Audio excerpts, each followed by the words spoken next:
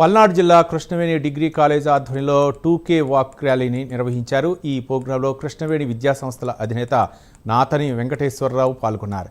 ఇక one town CI Firoz జెండా ఊపి ర్యాలీని ప్రారంభించారు.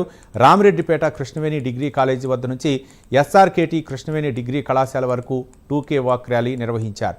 ప్రజలకు సైబర్ నేరాల పట్ల అవగాహన కల్పించేందుకే ర్యాలీ నిర్వహించామని విద్యార్థులు తెలిపారు.